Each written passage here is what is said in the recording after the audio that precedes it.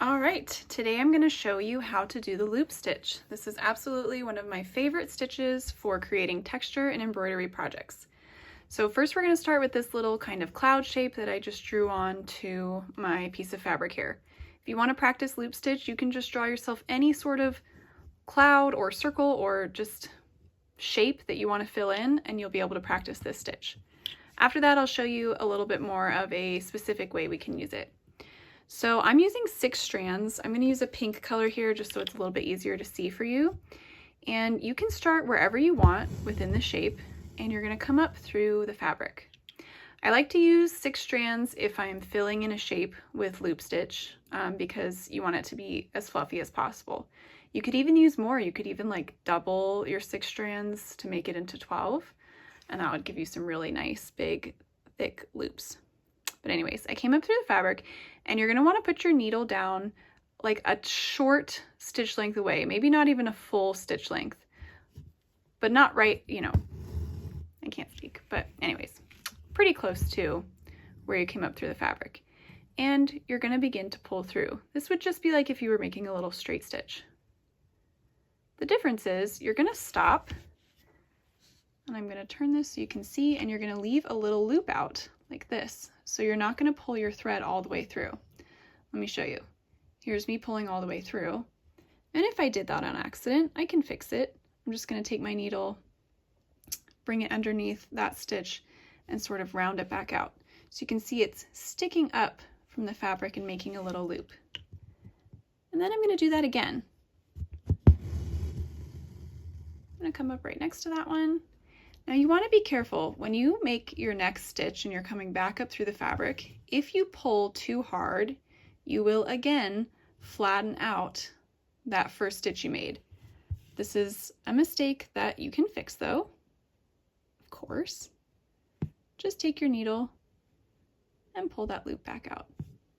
So you want to pull that next stitch that you start just until the thread hits the back of the fabric, and then stop and go ahead and make another stitch, a short stitch length away.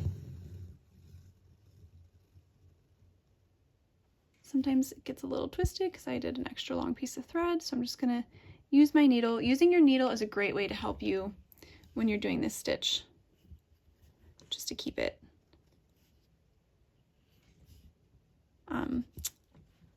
resting above the fabric. Now I'm going to go and I'm going to do one that overlaps one of the loops I just made.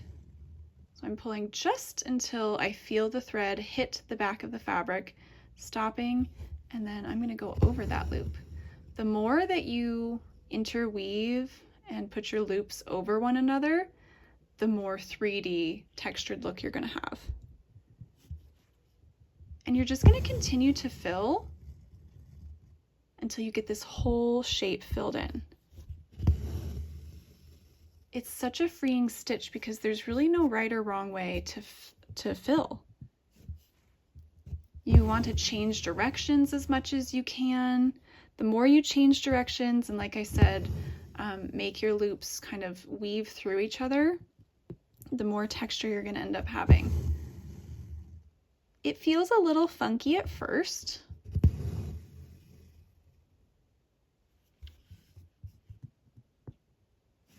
But once you get the kind of feel for it and you know exactly when to stop pulling every time, then I think this is truly one of the most mindful stitches, and it's so relaxing and it's so beautiful.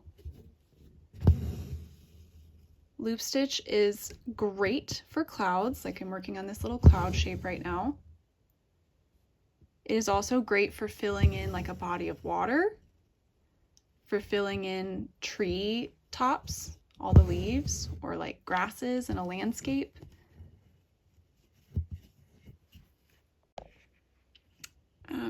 You can also use it for florals. I'll actually draw one of those in and show you how you can use it for like either the center of flower you could fill in, or the flower petals you could do with loop stitch as well.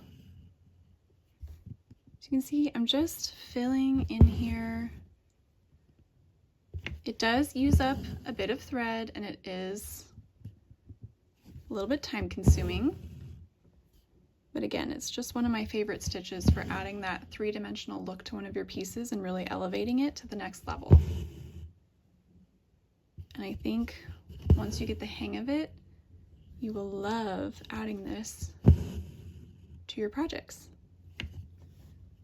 It's also great for like animals, if you're doing animals, anything that you just need like a lot of soft, fluffy texture.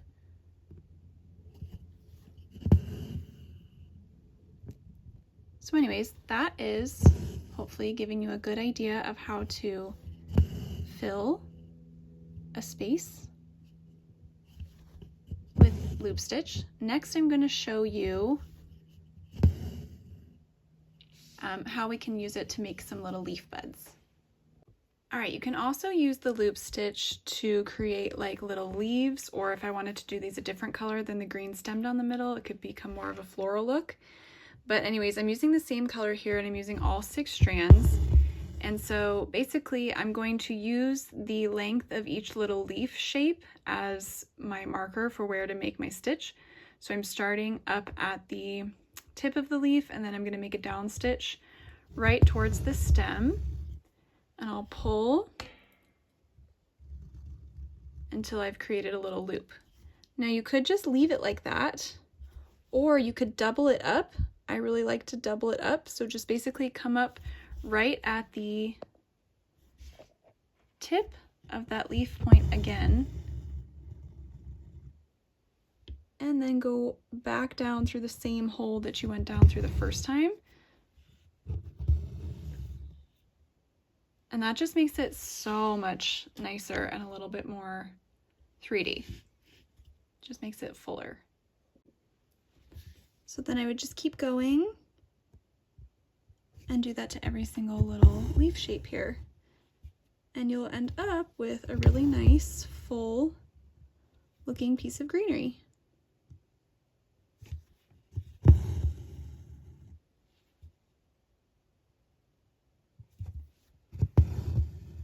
You can see they kind of blend into one another.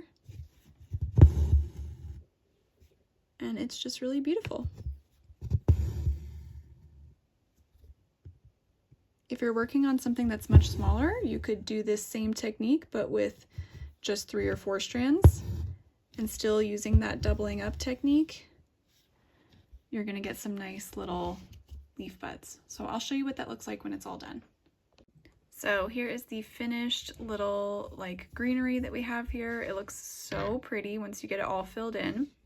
The last thing I'm going to show you is just how you can kind of fill in like little flower petals with the loop stitch. Again, I'm using 6 strands right here. And you could totally fill in these petals with a little tiny lazy daisy, or you could use the loop stitch. And again, I'm just going to do a repeated loop stitch on each one to make this flower nice and full.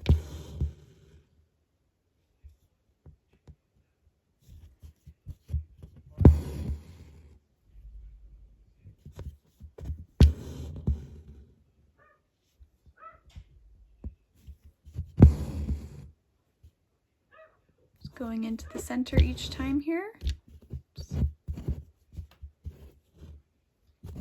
Got a little knot there. Oh dear. Here we go.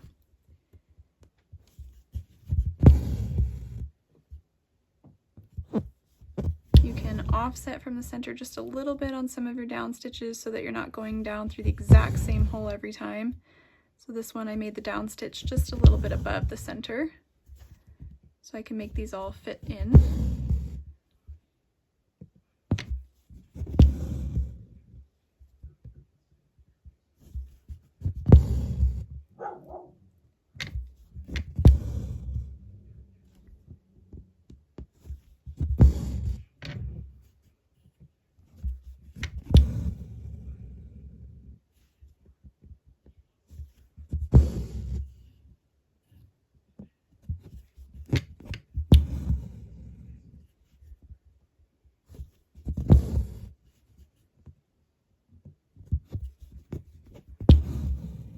And there you have it.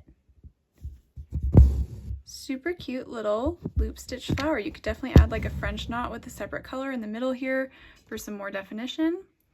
But yeah, those are some different ways you can use loop stitch. If you enjoy, please like and subscribe. And if you have any questions, let me know below and I'll try to answer them. Thanks so much.